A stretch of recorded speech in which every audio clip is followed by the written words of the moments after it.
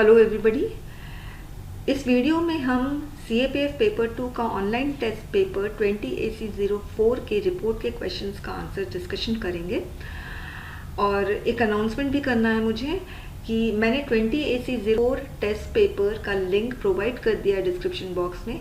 तो जिसको भी ये टेस्ट पेपर इवेलुएट करवाना है वो 324 वाले में क्लिक करेंगे, और जिनको टेस्ट पेपर का सिर्फ सोल्यूशन चाहिए वो 164 में क्लिक करेंगे।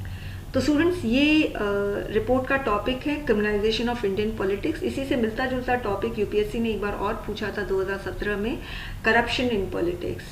तो इस तरह के क्वेश्चंस आ सकते हैं, तो आप लोग अपना कंटेंट ज़रूर से बिल्डअप कर लीजिए ऐसे टॉपिक पर।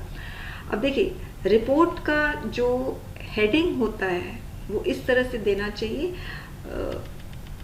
हेडिंग के जो जितने भी वर्ड्स हैं उसका फर्स्ट लेटर कैप्स में कर दीजिए, या सारे वर्ड्स भी आप कैप्स में कर सकते हो, उसमें कोई प्रॉब्लम नहीं है।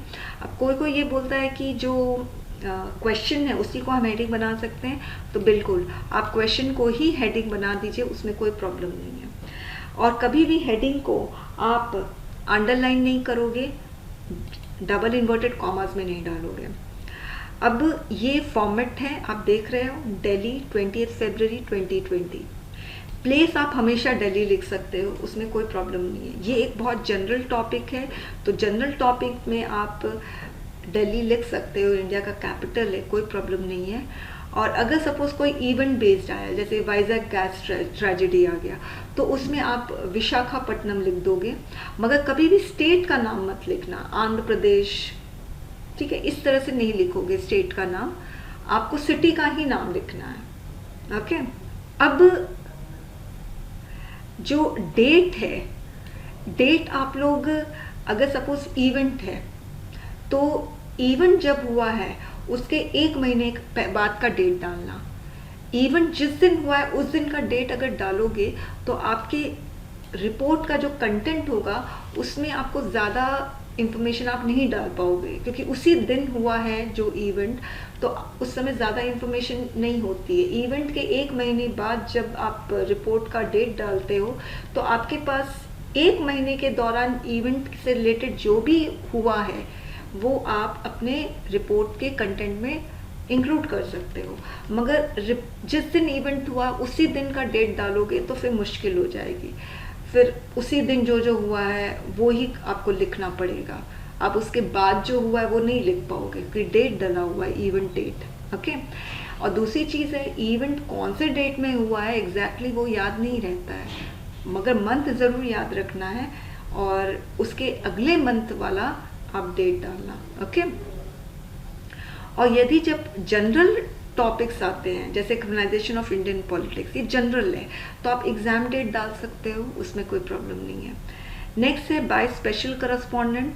करस्पॉन्डेंट के स्पेलिंग गलत नहीं करना है, स्पेशल के गलत मत करना। स्पेशल में S कैपिटल, करस्पॉन्डेंट में C कैपिटल, बाय में B कैपिटल, ये सब चीज़ का ध्यान रखोगे। और बाय लोकल करस्पॉन्डेंट लिख सकते हो, मगर अपना नाम मत लिखना।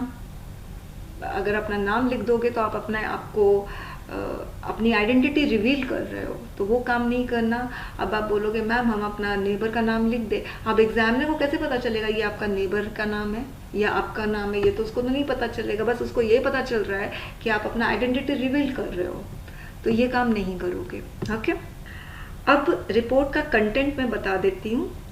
जो रिपोर्ट का जो बॉडी होता है उसमें हमेशा 3 पैराग्राफ्स होता है। आप 3 पैराग्राफ से ज़्यादा नहीं लिखोगे। फर्स्ट पैराग्राफ में आप व्हाट, व्हेन, वेयर और हु का आंसर करोगे। कोई इवेंट हुआ है, इवेंट कब हुआ, इवेंट में क्या हुआ, कहाँ हुआ, किसने किया, ये सारा आंसर फर्स्ट में। अब क्रिमिनलाइजेशन ऑफ पॉलिटिक्स है, तो इस क्रिमिनलाइजेशन ऑफ पॉलिटिक्स का मतलब क्या होता है वो फर्स्ट पैराग्राफ में लिख देंगे। सेकेंड पैराग्राफ में आप वाई, हाउ, इफेक्ट, कॉन्सिक्वेंसेस के बारे में सारा लिख देना। थर्ड पैराग्राफ में आप एक्सपर्ट का ओपिनियन लिख देना, इंडिया का रिएक्शन लिख देना, गवर्नमेंट का रिएक्शन। अगर कोई वर्ल्ड इवेंट है तो इसमें जो भी वर्ल्ड नेशन इन्वॉल्व है उनका क्या रिएक्शन है वो लिख सकते हो। ओके। एक्सपर्ट का नाम याद नहीं है तो अकॉर्डिंग टू एक्सपर्ट्स लिख दो, काफ़ी है।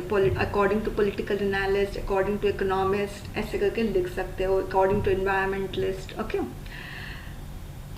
तो चलिए बॉडी ऑफ द रिपोर्ट में हम देखते हैं। तो फर्स्ट पैराग्राफ में आप व्हाट का आंसर करोगे, ओके, और उससे रिलेटेड अगर कोई करंट इवेंट आया है तो वो भी आप लिख दोगे। तो जैसे मैंने फर्स्ट लाइन में क्रिमिनलाइजेशन ऑफ पॉलिटिक्स क्या होता है वो मैंने लिख दिया, और सेकंड लाइन में सुप्रीम कोर्ट का जो वर्डिक्ट आया है इस पे वो लिख दिया। In criminalization of politics, candidates with criminal background participate in electoral process. तो यहाँ पर मैंने क्रिमिनलाइजेशन ऑफ पॉलिटिक्स क्या होता है वो मैंने लिख दिया। अब मैंने इसका डेटा दे दिया कि 43% of MPs have criminal cases.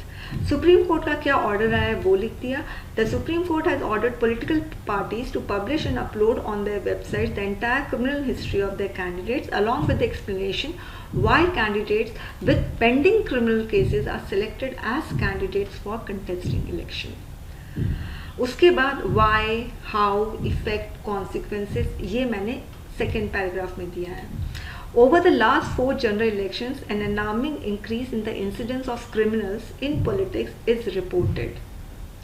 It takes place primarily because of the nexus between the criminals and the politicians. तो यहाँ पर मैं रीज़न दे रही हूँ क्यों क्रिमिनलाइजेशन ऑफ पॉलिटिक्स हो रहा है। The criminals need the patronage of politicians occupying public offices to continue with their criminal activities, and the politicians need the money and muscle power that the criminals can offer to the politicians to win elections.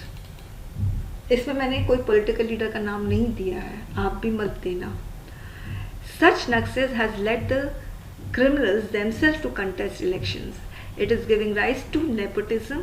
अब इससे क्या effect हो रहा है वो लिखा है। nepotism, cronyism and corruption which have regressive effect on national development. तो मैंने इफेक्ट भी लिख दिया और why, रीज़न भी दे दिया। फिर मैं यहाँ पर एक्सपर्ट्स का ओपिनियन दे रही हूँ। The center argues that the issues of disqualification due to criminal background are already dealt in the Representation of People's Act. According to political analysts, the Supreme Court judgment won't help much as voters generally do not read the websites of political parties. So it is proposed that EC, Election Commission, must curb the criminalization of politics. तो आप देख रहे हो, reporter जो है वो सिर्फ report करता है, अपना सजेशन और ओपिनियन नहीं देता है। तो यहाँ पर इस पैराग्राफ में सेंटर कैसे रिएक्ट कर रहा है सुप्रीम कोर्ट के जजमेंट पे वो लिखा है। पॉलिटिकल एनालिस्ट क्या कह रहे हैं वो लिख दिया, और साथ में इट इज़ प्रपोज्ड, ऐसा प्रपोजल दिया गया है, यानी मैं नहीं दे रही हूँ, जो रिपोर्टर है वो नहीं दे रहा है, कोई और प्रपोजल दे रहा है कि election commission must कर्ब the criminalisation of politics. Next report का टॉपिक है सस्टेनेबल डेवलपमेंटल गोल्स। ये बहुत इंपॉर्टेंट है। अब इसमें भी मैंने वही क्वेश्चन वाला ही हेडिंग मैंने दे दिया है, और यहाँ पर न्यू दिल्ली जनरल टॉपिक है तो न्यू दिल्ली दे दिया, बाय स्पेशल करस्पॉन्डेंट डेट 20 फरवरी दे दिया।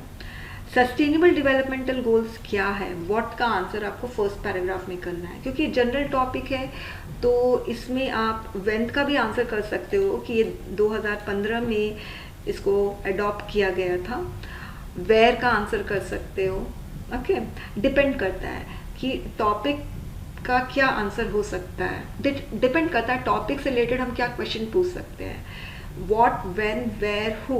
अब इसमें आप सेलेक्ट कर लो कि टॉपिक से रिलेटेड क्या क्या क्वेश्चन पूछा जा सकता है। क्या हु का आंसर दिया जा सकता है सस्टेनेबल डेवलपमेंटल गोल्स में, क्या व्हाट का आंसर दिया जा सकता है, व्हेन का आंसर दिया जा सकता है, वेयर का आंसर दिया जा सकता है। यदि हाँ तो ये सारा आंसर आप यहाँ पे करोगे।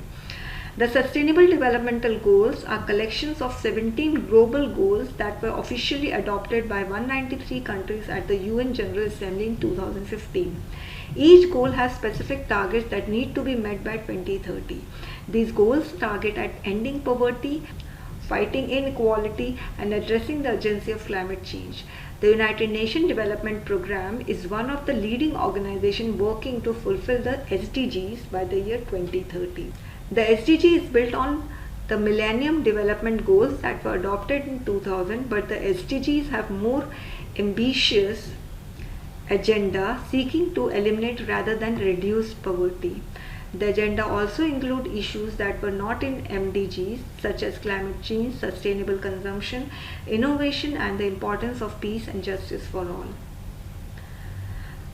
तो यहाँ पर सेकेंड पैराग्राफ में आपको वाई, हाउ, इफेक्ट, कॉन्सिक्वेंसेस के बारे में बताना है, मगर सस्टेनेबल डेवलपमेंटल गोल्स में वाई का आंसर नहीं है और हाउ का भी आंसर नहीं है।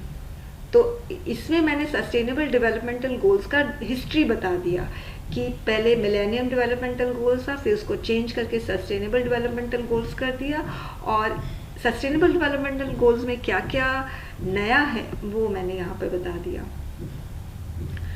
थर्ड पैराग्राफ में यहाँ पर एक्चुअली इंडिया का ओपिनियन या किसी वर्ल्ड नेशन का ओपिनियन इतना मैटर नहीं करता है।